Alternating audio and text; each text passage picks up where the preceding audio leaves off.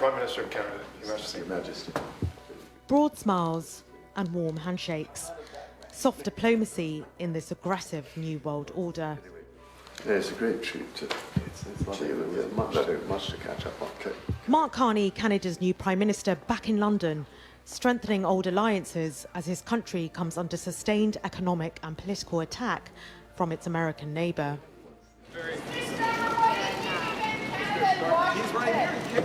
He was looking for firm support from his British counterpart. Keir Starmer's political crisis ignited when he made a risky and controversial move to challenge King Charles, a decision that would quickly lead to his downfall. Starmer, secure in his leadership of Labour and his commanding majority in Parliament, believed that his policies would go unopposed. However, his attempt to undermine the monarchy was a miscalculation that backfired. The timing of this move was disastrous, as his government was already under intense public scrutiny. Economic policies under his leadership had caused inflation to rise, tax increases angered businesses, and his failure to address issues of law and order led to widespread dissatisfaction. Small business owners, farmers, and pensioners expressed their growing discontent.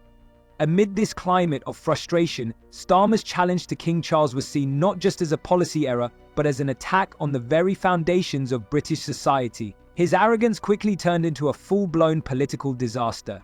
Reports soon revealed that King Charles, despite traditionally staying neutral, was deeply concerned about Starmer's leadership, fearing it would lead to national instability. This crucial mistake set off a wave of backlash, eroding the Labour leader's support and signalling the beginning of the end for his leadership. We're at a point in history where the world is being reordered, and your leadership, the leadership of the UK, I think can be decisive. There were warm words from Starmer. The relationship between our two countries has always been strong. Two sovereign allies, so much in common. But no joint press conference. The British Prime Minister wasn't taking questions. He has our own relationship with the US to think about. Trump has threatened to annex Canada, making it the US's 51st state, and has already slapped painful tariffs on their goods. As Keir Starmer's political crisis deepened, unexpected allies began to align against him. Nigel Farage, ever quick to exploit a moment of vulnerability, seized the opportunity to attack Starmer at his weakest point. As the leader of Reform UK, Farage had long been a critic of both the Labour and Conservative parties, positioning himself as the voice of those disillusioned with the political establishment. With Starmer's challenge to the monarchy, Farage saw a chance to rally even more support, framing the conflict as a battle between an out-of-touch elite and the will of the people.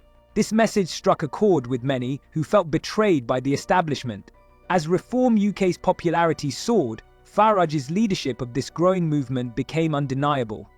Meanwhile, across the Atlantic, Donald Trump, a known critic of Starmer's leadership, added fuel to the fire. Trump, who had already voiced his disapproval of Starmer's weak policies and globalist tendencies, issued a public condemnation of the Labour leader. Trump's endorsement of Farage lent significant weight to the Reform UK cause, injecting new energy into the movement. Together, Trump and Farage posed a serious challenge to Starmer's authority, tapping into rising public frustration that only intensified as the crisis unfolded. Carney talking tough. Look, we can stand up for ourselves. As Canada's strong, we can stand up for ourselves. We've called out those comments. They will have to stop before we sit down and have a conversation about our broader partnership with the United States. But also some economic realism from the former central banker. There is a limit, full stop. There is a limit to matching these tariffs dollar for dollar, given the fact that our economy is a tenth the size of the United States. Carney's day had begun in Paris, Europe also in Trump's firing line. Canada, the most European of non-European countries. In this age of tectonic change, where the distance between neighbours is widening, Canada has crossed an ocean to slot in with the Europeans. As the political crisis worsened, discontent within Starmer's own party became impossible to ignore. Once steadfast Labour MPs began openly opposing their leader, no longer willing to back him amid mounting failures, the unity that Labour had tried to maintain behind closed doors was now shattered for all to see. While Starmer's authority had already been questioned by both the public and the monarchy, the growing rebellion within his ranks posed an even greater threat. Senior MPs, frustrated by his ineffective leadership and the chaos engulfing the party, began resigning, with some even calling for his removal. The party was now unraveling from within as internal conflicts intensified, and Starmer found himself increasingly isolated. His actions had alienated those who had once been his strongest supporters.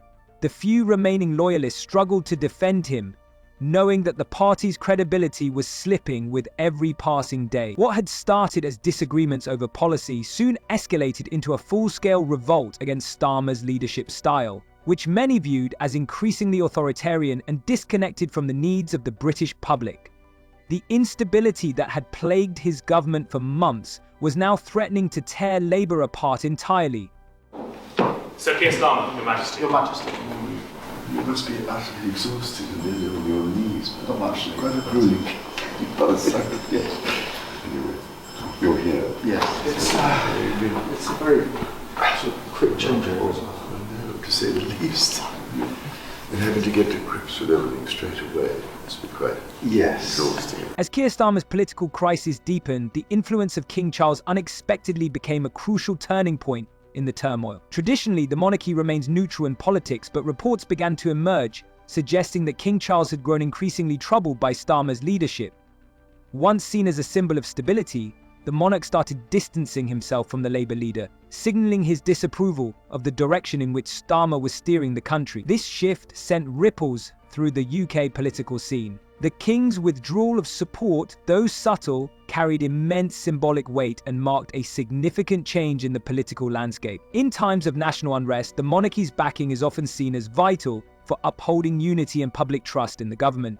Starmer's failure to address the King's concerns, especially his attempts to centralize power and bypass constitutional checks, only further alienated him. The monarch's quiet but undeniable shift turned the crisis into a constitutional issue, raising serious doubts about Starmer's ability to govern effectively.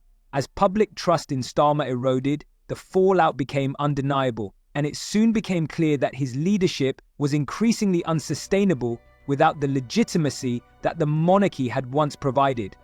Tonight, the Prime Minister has finally announced the next general election, a moment the country needs and has been waiting for, and where, by the force of our democracy, power returns to you. On the 4th of July, you have the choice, and together we can stop the chaos, we can turn the page, we can start to rebuild Britain and change our country. Thank you.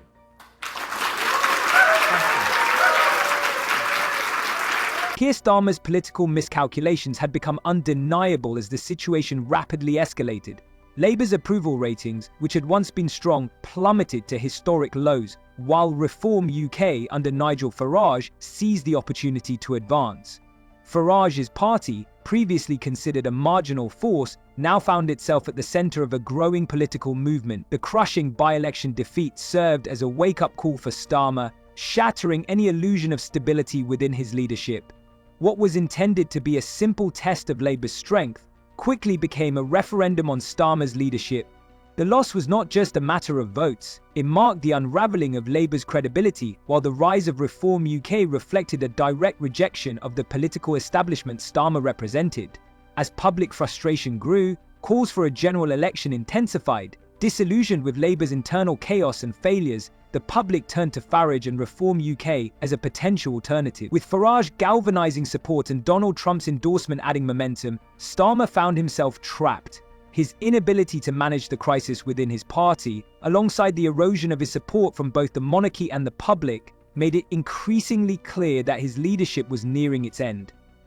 The stage was set for political upheaval, and Starmer's fall from power seemed inevitable. See you later.